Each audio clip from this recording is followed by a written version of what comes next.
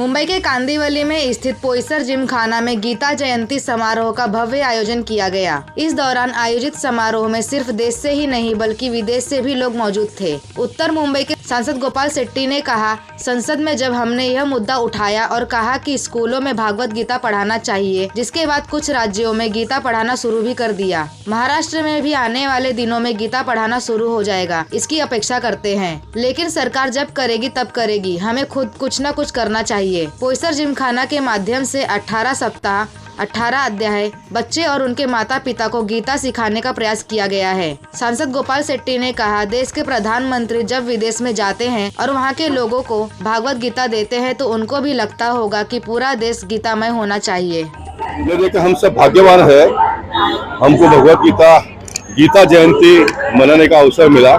Parliament में जब मैंने मुद्दा उठाया और कहा कि स्कूली पाठ्यक्रम में भगवत गीता सिखानी चाहिए तो कुछ राज्यों ने शुरू किया। महाराष्ट्र में भी आने वाले दिनों में होगा, इसकी अपेक्षा हम करेंगे। लेकिन सरकार जब करेगी तब करेगी, हमने स्वयं होकर कुछ करना चाहिए। इस बात को ध्यान में लेकर हम लोगों ने पोईसर जिमखाना और इस्कॉन के माध्यम से 18 सप्ताह तक 18 अध्याय पूरा किया। बच्चों को और उनके माँ बाप को, माता पिता को सिखाने का काम किया। आज गीता जयंती के अवसर पर हजारों की संख्या में लोगों ने आकर उसका प्रतिसाद दिया। देश के प्रधानमंत्री जब विदेश में जाते हैं और वहाँ के नेताओं को भगवत गीता देते हैं तो उनके मन में जरूर ये होगा कि पूरे देश को, पूरे विश्व को गीतामय हमको करना है। मोदी जी अपना काम करेंगे, भगवान ने उनको इतनी बड़ी ताकत और ये दिया है, लेकिन हमको जो कुछ भी भगवान ने दिया उसके मुताबिक हम अपने परिसर में करेंगे। तो मैं मानता हूँ कि जिस स्कूल में हम पैदा हुए हैं उस स्कूल को अभिमान, उस स्कूल का गौरव बढ़ाने का एक अवसर हमको प्राप्त किया है, ऐसा मैं मानता हूँ।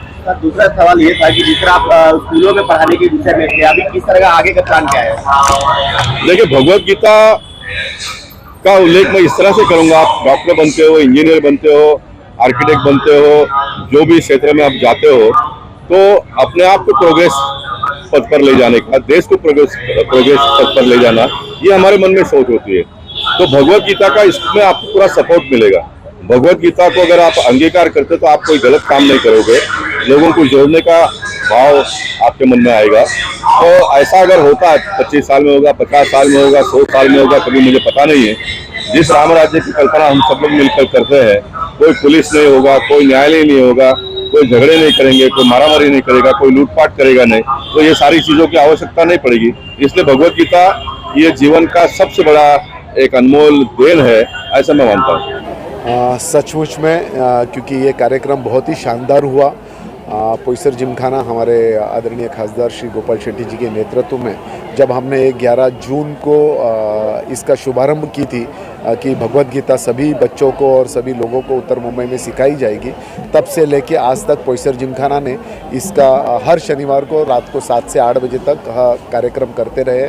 गीता का पठन होता रहा। इसमें हमें इस्कॉन के कृष्ण भजन दास जी का बहुत ही साथ और सहयोग मिला, उनकी पूरी टीम का, और लगातार उन्होंने प्रेजेंस अपनी दिखाते हुए यहाँ के लोगों को भगवत गीता की सीख सिखाई। मैं समझता हूँ कि आज 6 महीने के बाद का ये जो आज इतना बड़ा भव्य विशाल जन समुदाय देख रहे हैं, उसी का नतीजा है कि हम इतने लोगों को आज भगवत गीता में जोड़ पाए। आज गीता जयंती महोत्सव पोईसर जिमखाना में आयोजित किया गया बहुत ही भव्य स्वरूप से। जून में हम सभी लोगों ने सांसद गोपाल शेट्टी जी की प्रेरणा से यहाँ पर गीता के पठन पाठन का यहाँ पर शुभारंभ किया था। आज 6 महीने से लगातार सारे 18 अध्यायों का यहाँ पर पाठ किया गया और उसके उपलक्ष्य में गीता जयंती के इस दिवस पर शानदार समारोह का आयोजन यहाँ पर किया गया। मुझे इस बात की बड़ी प्रसन्नता है कि हमारे सांसद गोपाल शेट्टी जी ने जो संकल्प लोकसभा में लिया था वो आज काफ़ी जो है तेज़ी से फैलता चला जा रहा है पूरे देश में, और लोगों को ये विश्वास है कि केवल गीता के माध्यम से ही इस देश में नई चेतना प्राप्त हो सकती है। आपने गीता में PhD किया है, सांसद जी ने भी इस बात का जिक्र किया है, उसके बारे में क्या बताना चाहेंगे दर्शकों? गीता संघर्ष का शास्त्र है।